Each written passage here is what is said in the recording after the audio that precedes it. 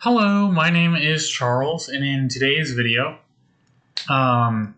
this is a message, this is a call to those who are called to be of service, right? If you feel in life like human beings are called to be of service, to help each other out, to lend each other a helping hand, you want to provide, protect, care for someone, right? Or whatever. You have a dream that you want to be in service of. You have a goal that you want to be in service of. You have an ideal, or even a person that you're devoted to and want to be of service of. This is a message to you, all right? And it's essentially about like being fit for service. So when we talk about service, a huge component of best possible ways to be of service is we need to be fit for service to be of aid to others. Now, what does that look like? That doesn't look like, excessively, basically using it as a false justification. Trying to become fit for service as a false justification to not help those in need when we can, right? When it is available to us, and when we do have the capacity to love and serve in that way, we should take care of people we can, whether it be giving food, whatever means or whatever the situation or circumstance is. We should benefit someone's life in that way. Now, why is it important? So let me give let me give an analogy, right? First, of a police officer. So a police officer, right? When, let's say, some, big guy breaks into your house and he wants to steal your stuff. Now, the police officer, when they pull up, you want someone who not only has the right intention, has the right ideal, really wants to help, but you want someone who is fit for service, who is competent in this regard, who can actually solve the problem, who can actually help you. I mean, you're not looking for the police officer to come in with a balloon sword. You want him to be able to essentially either de-escalate the situation, detain the person who is breaking it, right? You want someone who is competent at getting the solution. But that's only, right, if we use a stool as an analogy, that's only one rung of the stool. Another rung of the stool is the way in which they serve, right? We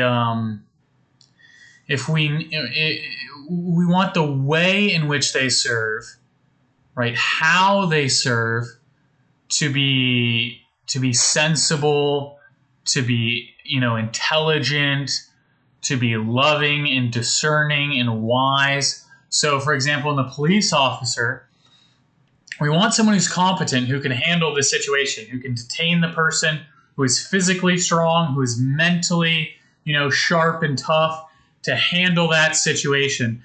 But we also want someone who is not just ruthless and going to do something unnecessarily, violent. And at the same time, we don't want someone who, is so docile, is so, conditioned to passivity and peace that they can't bring themselves to protect the safety, to protect the peace of others.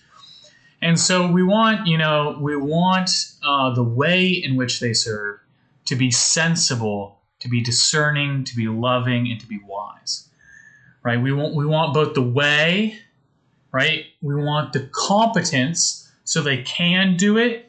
The way they do it, like how they do it, is good.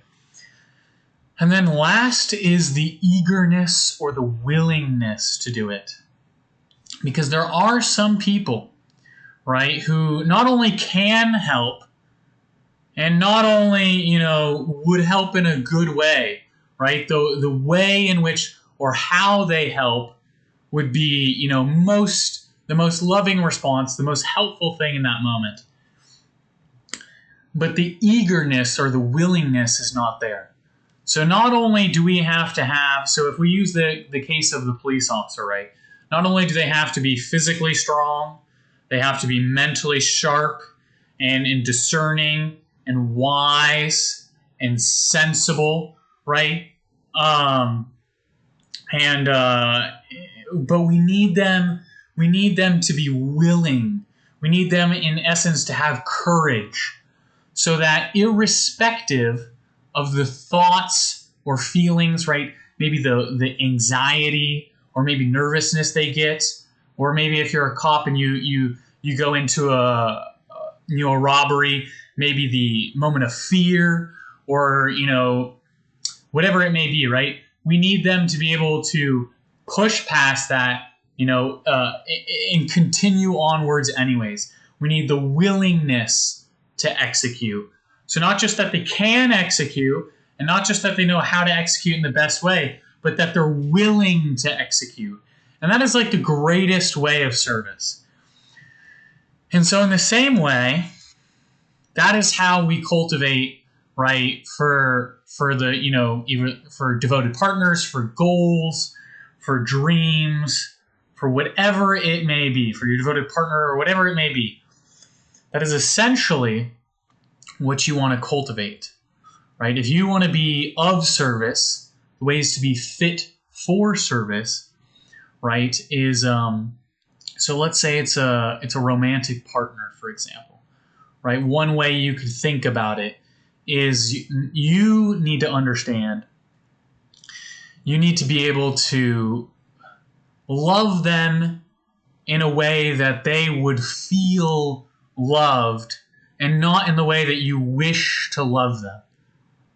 So you have to discern what sensibly is good, right? Is a good way to love them. It is a good way to be fit and take care and respond to them lovingly and give to them, pour into them. But how you do it needs to be sensible, and it needs to be they either feel it, they experience it, their well-being is improved, right? So how you do it is sensible, tactful, impactful, right? It's not just overly sweet, kind of stuff that doesn't have a real impact, but at the same time, right? You need to be sensitive, you need to be competent, emotionally, you need to be able to understand them psychologically, spiritually, right? Physically, you may need to be able to provide or keep them safe. And so there needs to be a competence, there needs to be a way, a how you do it, and there needs to be a willingness. And love solves the willingness most of the time. 99.9% of the time, love solves the willingness, because genuine, true love, that you're willing to do whatever it takes. You're willing to do anything for that person. So wouldn't the best thing to be fit for service for that person?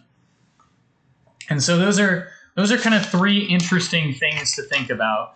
And so if you leave this video with anything, right, you have some goal, you have some dream that you, or ideal, or even, partner you're devoted to, or, business, anything, invention, right? The three stools of being fit for service that you will train, that you will get better at, that you will grow in. Your three essential vehicles are the how, like how are you bringing this, let's say if it's the partner, this love, this understanding, this generosity, this compassion, this patience, this, fun, exploration, adventure, comedy, right? How are you doing it? Is it resonating in a way that they feel loved, not just that you wish to love them in? Like understanding them in the way that they wish to be understood and not as you wish to understand them. And so second, right, is the competence, right? Are you physically, financially, spiritually, emotionally taking care of yourself and in your situation, and do you have the capacity to be loving, to be generous, to be a strength, to be a rock, to be a light, whatever it may be, to that person, right? So that's the competence. Developing the competence to do it, developing the how, how are you going to do it? The method by which you execute that competence. And then the eagerness, which is solved genuinely by the love, the why, which is the true love, the natural connection that you have with that person. So how willing are you to take the steps to make the experience of the other person better and better and better? And so it could be with a dream, you could apply that, how to make the dream more and more successful, more and more impactful, more and more helpful to people along the planet. How are you going to develop the skills and the competencies necessary to make that happen? And then how are you going to execute those skills, right? Are you going to do it in a way that's loving, that's responsible, that's respectful for the planet, right? If you're creating a big business, is it going to be, respectful to the planet you live in? Is it going to, help others? Essentially, how you're doing it. The actual can you do it or capacity, and then the eagerness and the willingness, the why you're doing it. So with those 3 legs of the stool, you will sit comfortably, being fit for service and serving those you love, that which you love, and all that you love. And I hope you enjoyed this video. God bless and have a wonderful day.